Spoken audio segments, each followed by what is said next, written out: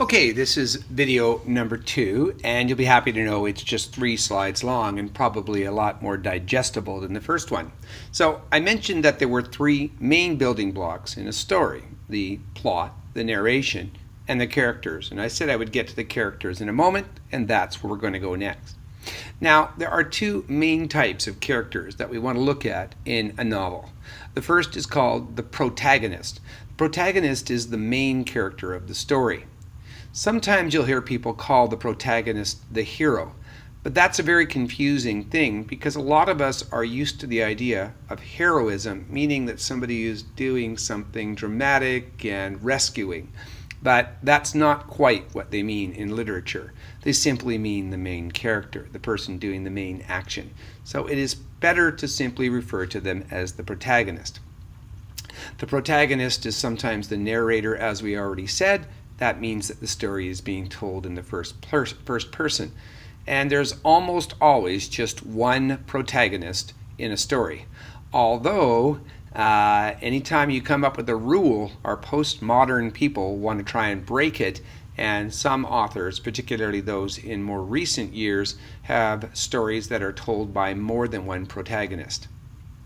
The antagonist is the opponent of the protagonist. This person can be the anti-hero. In other words, that's another term we use. The person who sort of is the criminal or the villain in the story. But not always. Again, sometimes postmodern and modern writers like to mess around a bit and screw around with kind of the old ways of thinking. For example, if you're familiar with the program Breaking Bad, they did an interesting thing where they took a character that would have normally been thought of as the villain because he was a criminal and a drug dealer, and they turned him into the protagonist. And then they took the police and they turned them into the bad guys. So sometimes authors get a little bit creative. Not all books have an antagonist, or they might have multiple antagonists. So unlike our protagonist, it's possible for there to be 0 or multiple. So who's the protagonist in The Curious Incident?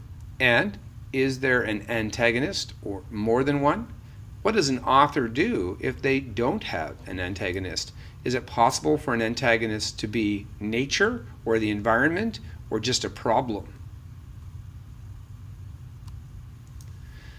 Characters need to be able to do things, and they don't just do actions. They also have to speak and think.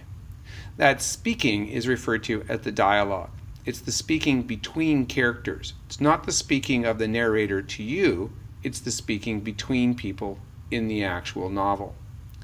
Authors tell us a lot about their characters by the way they use dialogue, and often they use something called creative license when they use words and punctuation. And if you look at the way authors write, they often break rules that your English teacher might have taught you about the use of quotation marks and commas and separating things. And they certainly don't write as though a person was speaking perfectly, because they want to capture the idea of realism. So they can give us a lot of ideas about how people are feeling and thinking, particularly if there is no omniscience in the work, by the way people talk. And we should be able to almost hear the words of the characters, even though they're simply black and white images on a page. But authors are also challenged to help us understand how a character is thinking. Even in an omniscient work, they don't want to simply just tell us everything a person is thinking, because it doesn't give us much to be interested in. It would just simply be boring and not engaging. So in one way that they do this is through something called inner dialogue. Basically what happens is that the author uses the word thought instead of the word said when they express things. Instead of saying Mike said this, they might say Mike thought this, or Mike felt this. We hear the character's thoughts as though they were dialogue words. Usually they're expressed with quotation marks or italics. That makes it even easier for us to see them.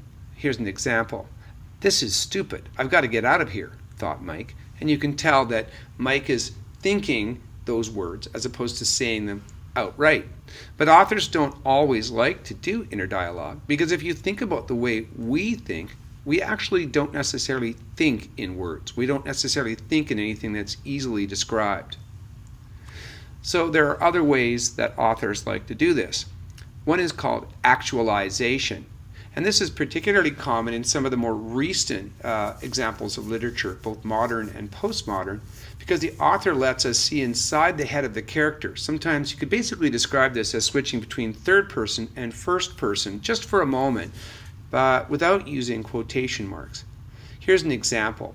After 3 days of being snowed in, Mike was growing depressed. Getting out of the cabin was no longer a luxury. Now, when we're reading, that sentence that's underlined might go past without us ever thinking about it. The first sentence, the one that's not underlined, is a description of something that actually is happening. Mike is getting a certain feeling. But the second sentence is described as though it was an actual event. What it is his thought, simply stated. And that's what actualization is. The person simply describes what the person is actually thinking.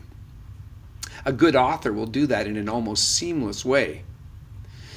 An even more creative thing that's starting to happen more and more is something called breaking the fourth wall. If you think about it, when an actor is on a stage, there are 3 walls usually to the set, one behind and of course one on each side.